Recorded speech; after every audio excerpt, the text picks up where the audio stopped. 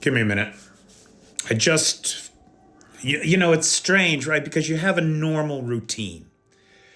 And for TikTok, I'm out on the porch, right? This is just my breath you're seeing. It's cold here in Kyiv today. It's about 24 Fahrenheit.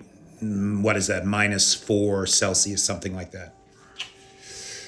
And, you know, you have a routine, right? I get up, I punch out the daily Russian losses on X and Threads and Blue Sky and Instagram. And then I sit down and I do the news we are waking up to. And right now that's rendering so I can get it posted to the Patreon. And then I put in a load of laundry, which is why I'm recording out here, because the washing machine is going.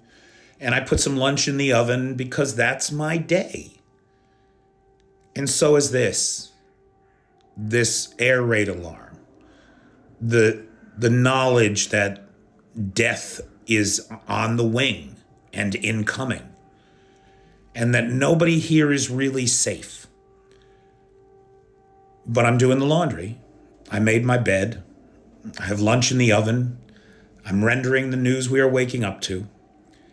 And life goes on until it doesn't.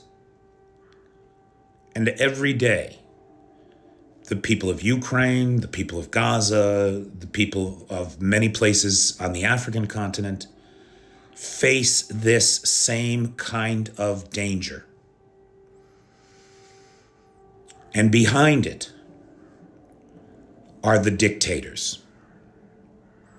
the Putins of the world, the Trumps of the world, the Mohammed bin Salmans of the world, the Kim Jong-uns and the mullahs in Iran, who make up the reasons why they do the evil they do, when the only reason is their own unenlightened short-term self-interest at your expense, at my expense, at the expense of the planet itself. Putin and Trump and Mohammed bin Salman, the leaders of the 3 largest oil-producing nations on earth, are meeting in Saudi Arabia next week to carve up the world. Not just Ukraine. Make no mistake. Their ambitions are far beyond the borders of this nation.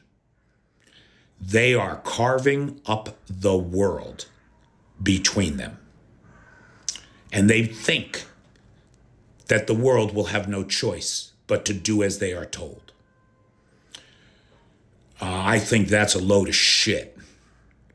And I think they're in for a surprise with what the people of this planet are now capable of.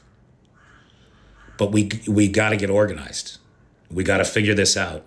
And Trump must be removed at the earliest possibility. Whoever is complicit on the Democratic side that it didn't happen in the 4 years between elections, that he wasn't put in jail for his crimes, this convicted felon who is now dismantling the U.S. federal system before our eyes, handing it over to grifters and polluters and literal Yahtzees.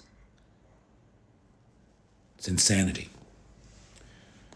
And it cannot be allowed, my friends. It cannot be allowed.